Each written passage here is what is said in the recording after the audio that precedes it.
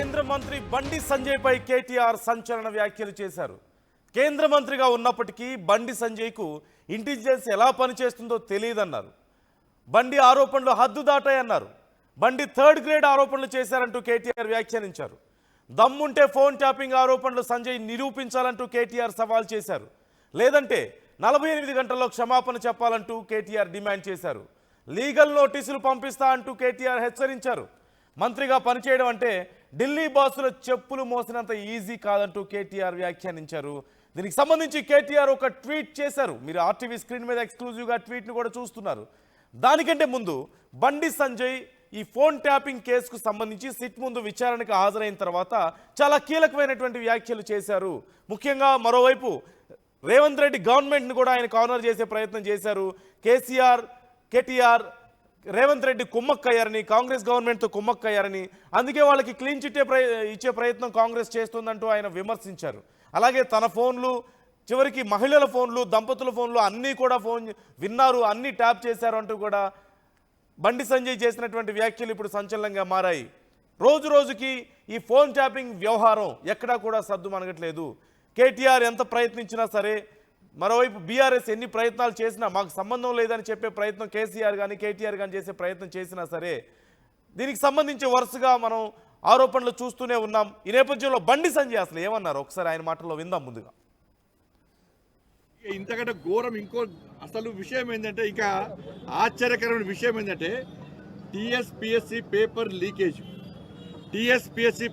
Leakage కేసును విచారిస్తున్న judge phone కూడా tap చేశారు. హైకోర్టు జడ్జి ఫోన్ కూడా ట్యాప్ చేశారు. వీళ్ళు టీఎస్పీఎస్సీ పేపర్ లీకేజ్ విషయంలో విచారణ చేస్తున్న హైకోర్టు జడ్జి ఫోన్ కూడా, జడ్జి గారి ఫోన్ కూడా వీళ్ళు ట్యాప్ చేశారు. ఇప్పుడున్న ముఖ్యమంత్రి గారు కూడా ట్యాప్ చేశారు అప్పటికి. ఇది దీంతో పాటు అనేక లావాదేవీలకు సంబంధించి వీళ్ళు దీన్ని లబ్ధి పొందుడు జిల్లా. అసలు ఈ ప్రభాకర్ రావు అంటోడు, ఈ రాధాకిషోర్ పెద్ద లఫంగాలు వీళ్ళిద్దరు ఫాల్తుగాలు వీళ్ళిద్దరు. నేను ఈ భాష మాట్లాడుతూ నాకే సిగ్గు అనిపిస్తున్నది. వాళ్ళు చేసిన భాగవతం లోపల వాళ్ళు చెప్తుంటే వీళ్ళను సమాజం క్షమించదు. వీళ్ళకు ఉరిశిక్ష చేస్తే ఒక్కసారి చచ్చిపోతారు. ఉరిశిక్ష ఏది వీళ్ళకు. వీడు క్షణం ఆ రోజు నేను కానీ, మా పార్టీ కార్యకర్తలు కానీ, మా నాయకులు కానీ, ఇతర పార్టీ నాయకులను ఎంత క్షోభకు గురి చేసారో ఈ ఫాల్తుగాళ్ళు ఇద్దరు ఎంత క్షోభకు గురి చేసారో వాళ్ళు చెప్తుంటే, విషయాలు చెప్తుంటే నిజంగానే షాక్ గురైనా. ఆశ్చర్యం అనిపించింది.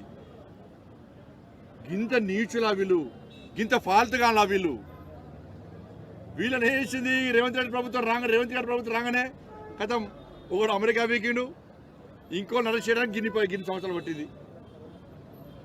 కాపాడే ప్రయత్నం రేవంత్ రెడ్డి ప్రభుత్వం చేస్తున్నది. ఇవాళ ఈ ఎస్ఐబి ఏం చేసిందంటే, నేను మళ్ళీ చెప్తున్నా, కేవలం ఈ ఫోన్ ట్యాపింగ్ రాజకీయ నాయకుల యొక్క వ్యవహారాలు తెలుసుకోవడం, వాళ్ళని అడ్డుకునే ప్రయత్నం చేయడం అనగదొక్క ప్రయత్నం చేయడంతో పాటు చాలామంది వ్యాపారస్తుల ఫోన్ కూడా ట్యాప్ చేసారు వీళ్ళు. వాళ్ళ లావాదేవీలు, వాళ్ళ బిజినెస్ ట్రాన్సాక్షన్స్ కానీ, వాళ్ళ బిజినెస్ సంబంధించి అన్ని రహస్యాలు తెలుసుకొని ఫోన్ చేసి, కేసీఆర్ కొడుకు ఫోన్ చేసి వాళ్ళని బ్లాక్మెయిల్ చేసి వేల కోట్ల రూపాయలు దొబ్బిపోయినంటే గిదే ఫోన్ ట్యాపింగ్ కావాలి. ఇక ఇంతకంటే ఘోరం ఇంకో అసలు విషయం ఏంటంటే, ఇంకా ఆశ్చర్యకరమైన విషయం ఏంటంటే, ఈ ఫోన్ ట్యాపింగ్ వ్యవహారానికి సంబంధించిన కేసును సిబిఐకి అప్పగించాలి అంటూ బండి సంజయ్ డిమాండ్ చేస్తున్నారు. అలాగే కేటీఆర్ రేవంత్ రెడ్డి కుమ్మక్కయ్యారు వాళ్ళతో, అందుకే వాళ్ళకి క్లీన్ చిట్ ఇచ్చే ప్రయత్నం చేస్తున్నారని కాలయాపన చేస్తున్నారు ఈ కేసును పెట్టుకొని. అంతే తప్ప నిజాన్ని నిగ్గు తేల్చే ప్రయత్నం చేయడం లేదని, తన ఫోన్లు, తన ఇంట్లో పనిచేసే వాళ్ళ ఫోన్లు, మహిళల ఫోన్లు అన్నీ కూడా ట్యాప్ చేశారు అంటూ చేసినటువంటి కామెంట్స్ మనం చూస్తూనే ఉన్నాం. ఈ నేపథ్యంలో కేటీఆర్ చాలా స్ట్రాంగ్ కౌంటర్ ఇస్తున్నారు. అపాలజీ చెప్పాలి, క్షమాపణ చెప్పాలంటున్నారు. కేంద్ర మంత్రి అయి ఉండి రాష్ట్రంలో ఇంటెలిజెన్స్ ఎలా పనిచేస్తుందో నీకు తెలీదు, కనీసం కామన్ సెన్స్ లేదు అంటూ కేటీఆర్ ఒక ట్వీట్ చేశారు. క్షమాపణ చెప్పకపోతే లీగల్ నోటీసులు సర్వ్ చేస్తానని కూడా చెప్తున్నారు. ఈ నేపథ్యంలో మరి మున్ముందు పరిణామాలు ఏ విధంగా చోటు చేసుకోబోతున్నాయి అనేది తెలుసుకుందాం. మా ప్రతినిధి మధు జాయిన్ అవుతున్నారు మనతో. మధు, ఓవైపు కేటీఆర్ ఏమో నీకు కనీసం అవగాహన లేదు, ఇంటెలిజెన్స్ వ్యవస్థ ఎలా పనిచేస్తుందో, నీకు నోటీసులు ఇస్తాను, నువ్వు క్షమాపణ చెప్పాలంటూ అంటున్నారు. బండి సంజయ్ ఏమో నేను సిట్ ముందు హాజరయ్యాను, అంత టైం పాస్ చేస్తున్నారు, సిబిఐకి అప్పగించాలని చెప్పేసి ఆయన అడుగుతున్నారు. సో అసలు ఈ కేసు విచారణ ఎలా జరుగుతుంది, సిట్ విచారణ ఎలా జరుగుతుంది, డీటెయిల్స్ ఎలా ఉన్నాయి, ఫర్దర్గా ఎలా ఉండబోతున్నాయి కాన్సిక్వెన్సెస్? కేంద్రం పరిధిలోకి వెళ్లే అవకాశం ఉంది. ప్రస్తుతం సిట్ దర్యాప్తు చేస్తుంది, రాష్ట్ర పరిధిలో ఉంది ఫోన్ ట్యాపింగ్ వ్యవహారం. ఒకవేళ కేంద్రం పరిధిలోకి వెళ్తే మాత్రం ఆ అన్వాంటెడ్ కి సంబంధించినటువంటి నెంబర్స్ ఏవైతే ఉన్నాయో అంటే వ్యాపారస్తులవి, సినిమా రంగానికి సంబంధించినటువంటి నటీనటులవి, తర్వాత రాజకీయ నాయకులవి, వారి కుటుంబ సభ్యులవి, వ్యాపారవేత్తలవి, వీళ్ళకి సంబంధించినటువంటి ఫోన్లు కనుక ట్యాప్ చేస్తే ఈ ట్యాప్ చేసినటువంటి వారు ఎవరైతే ఉన్నారో అధికారులు, వారికి ఆదేశాలు ఇచ్చినటువంటి వారు కటకటాలు లెక్కించాల్సినటువంటి అవకాశం ఉంటుంది. అంటే ఇందులో ఆధారాలు ప్రూఫ్ కాకపోవచ్చు. ఆధారాలు అంటే మౌఖికపరమైనటువంటి ఆదేశాలు ఉంటాయి సాధారణంగా, ఇట్లాంటివి అన్ని కూడా ఎక్కడ వ్రాతపూర్వకంగా మెయిల్ రూపంలో, అఫీషియల్ గా డాక్యుమెంట్ రూపంలో పలానా వ్యక్తుల నెంబర్లు, పలానా వ్యక్తులకు సంబంధించినటువంటి కుటుంబ సభ్యుల నెంబర్లు ట్యాప్ చేయాలి అనేటువంటిది ఫోన్ ట్యాపింగ్ లో ఉండదు. అన్ని ప్రభుత్వాలు చేస్తాయి ఫోన్ ట్యాపింగ్, కానీ దానికి ఒక కొంతమేర పరిధి ఉంటుంది. అసాంఘిక కార్యక్రమాలు చేసేవాళ్ళు, ప్రభుత్వాన్ని విచ్ఛిన్నకరం చేసేవాళ్ళు, తర్వాత సమాజంలో ఇంకేదో విధ్వంసాన్ని సృష్టించాలనుకుంటున్నటువంటి వాళ్ళు, ఇంటెలిజెన్స్ వారి సిబ్బంది వారిపైన దృష్టి పెడతారు. ఉగ్రవాద కార్యకలాపాలు, దేశ సరిహద్దులకు సంబంధించినటువంటి విషయాలు, రాష్ట్ర సరిహద్దులకు సంబంధించిన విషయాలు, లేదంటే డ్రగ్స్, స్మగ్లింగ్, ఇంకా ఇతరత్రకు సంబంధించినటువంటి వాటి వాళ్ళపైన ఫోకస్ చేసేటువంటి అవకాశం ఉంటుంది. కఠినమైన నేరస్తులు, నక్సల్స్, వీళ్ళందరూ కాకుండా వ్యాపారవేత్తలు, రాజకీయ నాయకుల కుటుంబ సభ్యుల ఫోన్లు డెల్ ఏర్పాటు చేసి రికార్డు చేయడం, ఆ డేటానంతా తీసుకెళ్లి ధ్వంసం చేసి హుస్సేన్ సాగర్ లో పడేయడం, మూసీ నది సంబంధించిన పరివాహక ప్రాంతాల్లో పడేయడం, ఇవన్నీ దర్యాప్తులో తేలాయి. సో ఫోన్ ట్యాపింగ్ అనేటువంటిది అత్యంత దారుణమైనటువంటి చర్య అనేటువంటిది ప్రతిపక్షాలు ఆరోపణిస్తా ఉన్నాయి. బండి సంజయ్ చేసిన కామెంట్స్ ఇప్పుడు మరొక్కసారి సెన్సేషన్ గా మారాయి.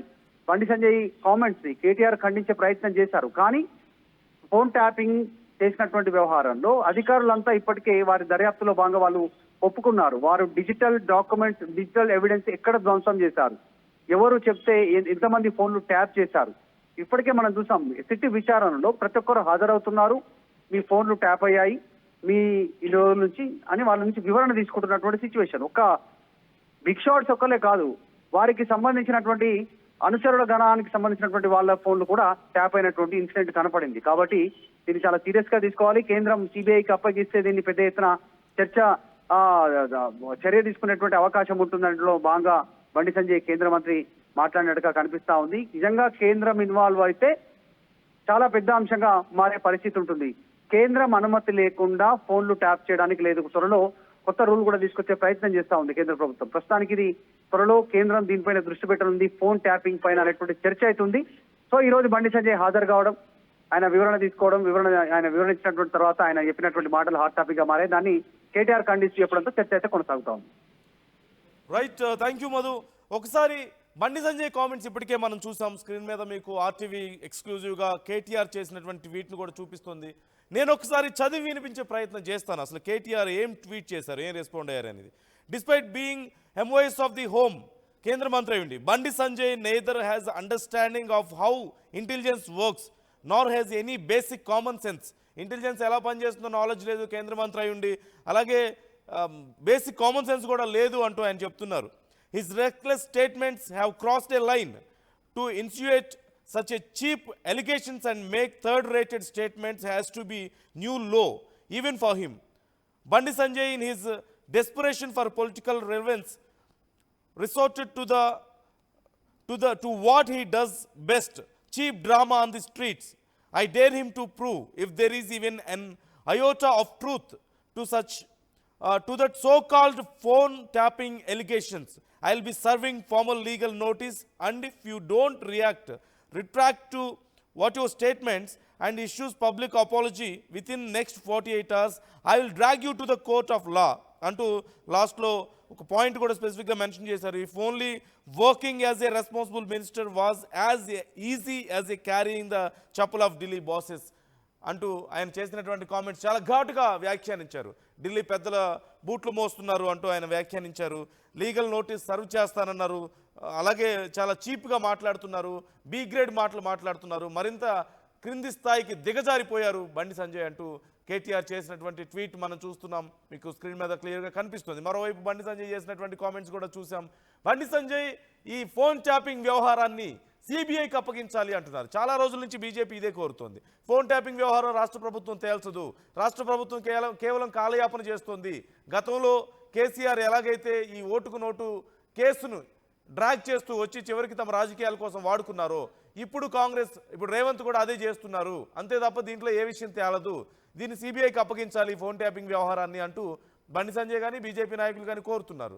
అలాగే కేటీఆర్, కేసీఆర్, రేవంత్ రెడ్డి వీళ్ళందరూ కూడా కుమ్మక్కయ్యారు. అందుకే వాళ్ళ క్లీన్ చిట్ ఇచ్చే ప్రయత్నం చేస్తున్నారు.